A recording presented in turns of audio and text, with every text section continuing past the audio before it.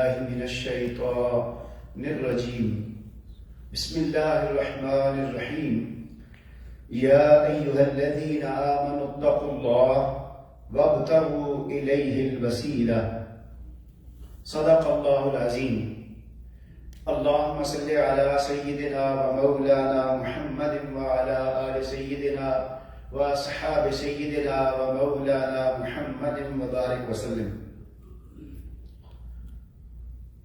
نہایت ہی قابل صد احترام دوستو بزرگوں، اللہ تعالیٰ کے فضل و کرم سے آج ہم نے سورہ مائدہ کا کچھ حصہ سماعت کر لیا ہے، اور جو آیت کریمہ میں نے تلاوت کی ہے یہ سورہ المائدہ کی آیت نمبر 35 ہے۔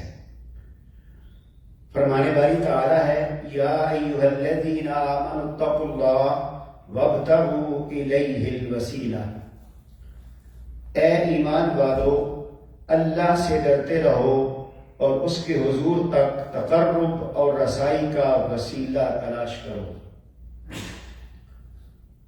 حاضرین محترم اور سامعین و ناظرین، وسیلے کے حوالے سے بہت کچھ کہا گیا، لکھا گیا اور سنا گیا۔ میں صرف ایک جملہ اس بارے میں کہوں گا کہ یہ دین اور ہماری شریعت یہ ہمیں کس کے وسیلے سے ملی؟ ہمیں دین کس کے وسیلے سے ملا؟ یہ دین جو کہ ہمیں حضور نبی کریم صلی اللہ علیہ وآلہ وسلم کے وسیلے سے ملا، یہ شریعت جو ہمیں آپ کے وسیلے سے ملی، کتنے افسوس کی بات ہے کہ ہم آج اسی دین میں، اسی شریعت میں یہ تلاش کرتے ہیں کہ حضور نبی کریم صلی اللہ علیہ وسلم کو وسیلہ بنانا جائز ہے یا کہ ناجائز ہے۔ استغفر اللہ، معاذ اللہ، وہ دین جو آپ کے وسیلے سے ملا، وہ شریعت جو آپ کے وسیلے سے ملی، تو پھر اور وسیلے کے جائز ہونے میں کوئی گنجائش نہیں رہتی۔ تو آقا کریم صلی اللہ علیہ وسلم سے بڑھ کر اور کوئی وسیلہ اس کائنات میں اللہ کی بارگاہ میں نہیں ہے۔ یعنی اللہ کریم تک رسائی کے لیے آقا کریم کا مقبول ترین وسیلہ ہے۔ مگر آج چونکہ 3 رمضان ہے، آج ہم ایک اور انداز سے دیکھتے ہیں کہ اللہ کی بارگاہ تک رسائی کے لیے وسیلہ حضور نبی کریم صلی اللہ علیہ وآلہ وسلم ہے۔ تو حضور نبی کریم صلی اللہ علیہ وسلم کی بارگاہ تک رسائی کے لیے، آقا کا قرب حاصل کرنے کے لیے، ان کی محبت پانے کے لیے، ان کی شفاعت حاصل کرنے کے لیے بھی کوئی وسیلہ ہے۔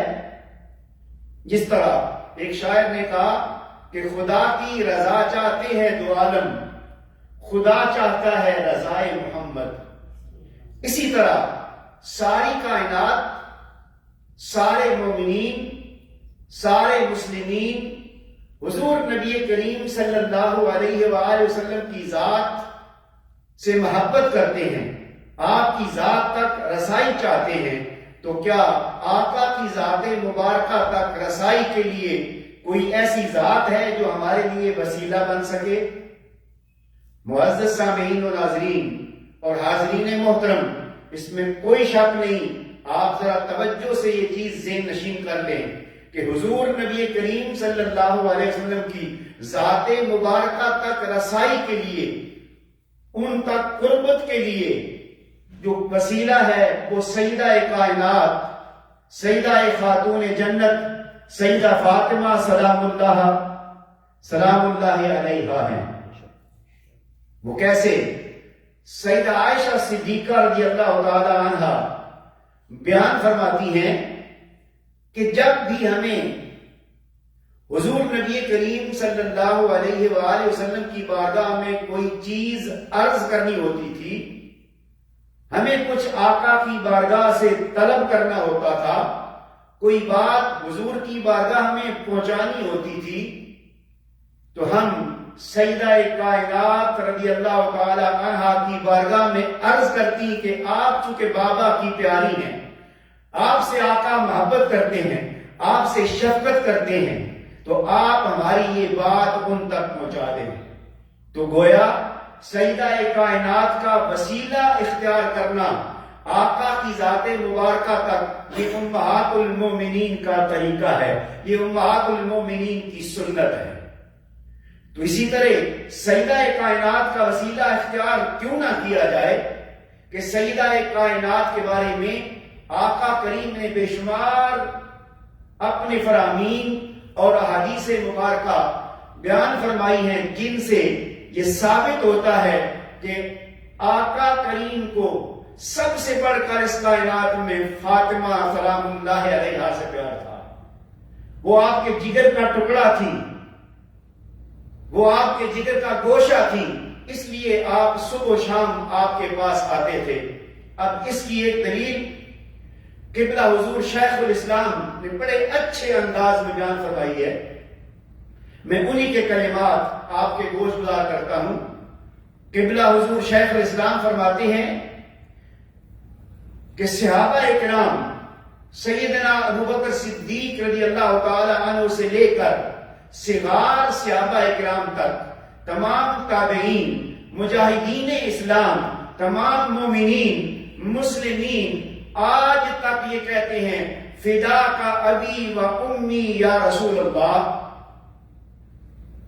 صحابہ بھی کہتے ہیں کہ یا رسول اللہ ہمارے ماں باپ آپ پر قربان ہوں، تابعین بھی کہتے ہیں یا رسول اللہ ہمارے ماں باپ آپ پر قربان ہوں، عام مومن بھی آج بھی کہتا ہے کہ آقا ہمارے ماں باپ آپ پر قربان ہوں، عام مسلمان بھی کہتا ہے کہ آقا ہمارے ماں باپ آپ پر قربان ہوں۔ تو پوری انسانیت آقا کی ذات مبارکہ پر قربان ہونے کا اعلان کرتی ہے، واسطے دیتی ہے۔ تو قربان جاؤں اس ہستی پر جس پر ہم سب قربان ہوتے ہیں۔ وہ کس پر قربان ہوتے ہیں؟ ہماری زبان سے نکلتا ہے فدا کا ابی و امی یا رسول اللہ، اور زبان مصطفیٰ صلی اللہ علیہ وسلم سے نکلتا ہے فدا کے ابی و امی یا فاطمہ۔ آقا کریم فرماتے ہیں اے فاطمہ میرے ماں باپ تم پر قربان ہوں۔ تو اس ہستی کا عالم کیا ہوگا کہ جس ہستی پر ہم قربان ہو رہے ہیں، اور وہ ہستی سیدہ کائنات فاطمہ سلام اللہ علیہا پر قربان ہو رہی ہے۔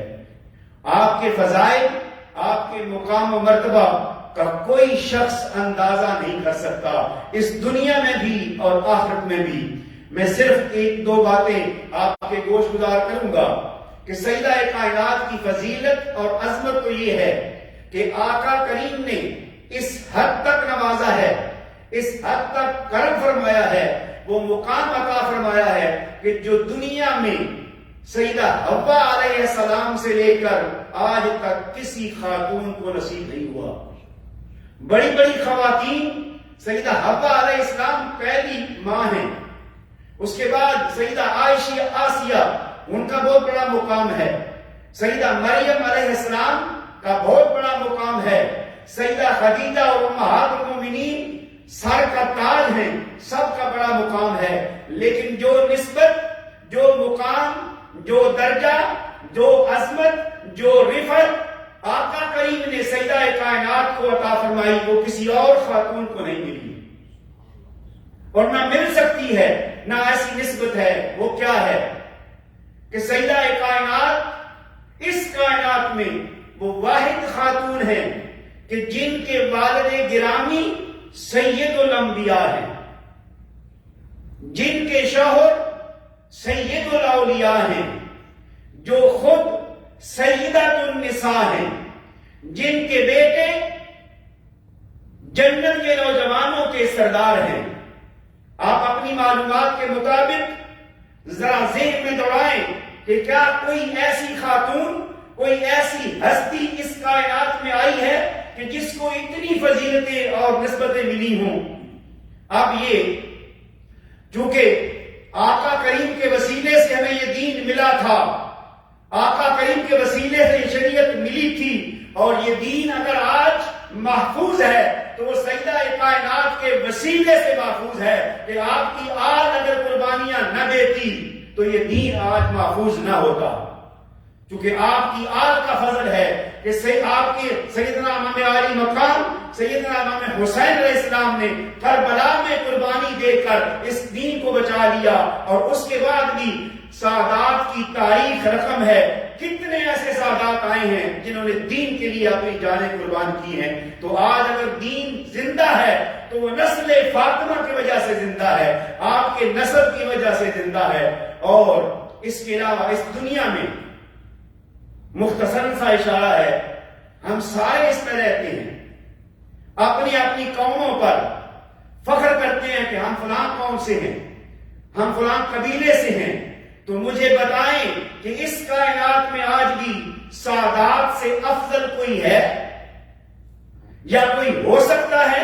نہ تھا نہ ہے۔ قیامت تک یہ فضیلت اگر رہے گی تو یہ آل سیدہ فاطمہ الزہرا کا نصیب ہے اور ان کا مقدر ہے، انہی کے حصے میں رہے گی۔ دوستو بزرگوں، سیدہ کائنات کا مقام و مرتبہ یہاں تو یہ ہے، اس میں کوئی شک نہیں ہے۔ میں آخری بات کہ اللہ کریم بڑا غفور رحیم ہے، اس کو اپنے حبیب مکرم سے بہت پیار ہے، اس نے بڑی عظمتیں دی ہیں اور ان کی بیٹی سیدہ فاطمہ کو عظمت دی ہے۔ ہم نے پڑھا ہے تو ان کا مقام جان لیا ہے، آقا نے بیان کیا تو ہم نے سن لیا ہے، مگر کچھ ایسے بھی ہیں جو اس دنیا سے چلے گئے، ان کو نہیں پتا کہ فاطمہ کا مقام کیا ہے، اور ایک ممکن ہے کچھ نادان بعد میں بھی آئیں اور آپ کے مقام سے بے خبر رہیں، مگر اللہ کریم نے نہیں چاہا کہ میری فاطمہ کا جو مقام ہے، جس طرح قیامت کے دن میں اپنے محبوب کا مقام و مرتبہ عظمت اس انسانیت کو دکھاؤں گا، اسی طرح اللہ کریم نے قیامت کے دن اہتمام کر دیا ہے کہ سیدہ فاطمہ کا مقام و مرتبہ بھی پوری انسانیت کو اللہ تعالیٰ دکھائے گا۔ وہ کیسے؟ کہ قیامت بپا ہوگی، حشر بپا ہوگا، لوگ اس میدان حشر میں جمع ہوں گے، اچانک آواز آئے گی۔ اس حدیث پاک کو سیدنا علی کرم اللہ وجہ کریم روایت کرتے ہیں۔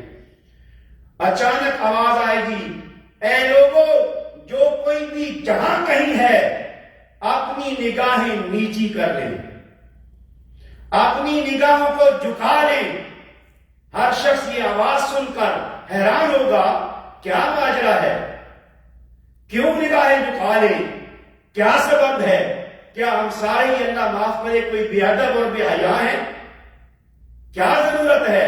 لیکن جب صدا آئے گی کہ ہر شخص اپنی نگاہوں کو نیچا کر لے، پوچھنے پر اعلان ہوگا، کیونکہ سید الانبیاء سلام علیہ المرسلین اور سید المرسلین خاتم النبیین کی صاحبزادی سیدہ خاتون جنت فاطمہ سلام اللہ علیہا کی سواری کا گزر ہو رہا ہے، لہذا تمام لوگ نگاہیں جھکا لیں۔ دوست بزرگوں، حدیث کے الفاظ ہیں کہ آپ نے سبز چادر اوڑھی ہوئی ہوگی، آپ پردے میں ہوں گی، مگر آرڈر یہ ہوگا، امر یہ ہوگا، حکم یہ ہوگا کہ ان کی سواری کو دیکھنے کی بھی اجازت نہیں ہے۔ تو جس ہستی کا مقام اور مرتبہ یہ ہے کہ جہاں بھی ان کی نسل کی وجہ سے دین قائم ہے اور ان کی سادات، ان کی اولاد کا مرتبہ زیادہ ہے، اور قیامت کے دن بھی ان کا ہی اظہار کیا جائے گا۔ اللہ تعالی ہمیں آپ کی ذات مبارکہ سے اور آپ کی آل اولاد کے ساتھ تعلق رکھنے کی توفیق عطا فرمائے، اور آپ کی سیرت پر ماہ رمضان میں عبادت کا ذوق عطا فرمائے۔ وما علینا الا البلاغ المبین۔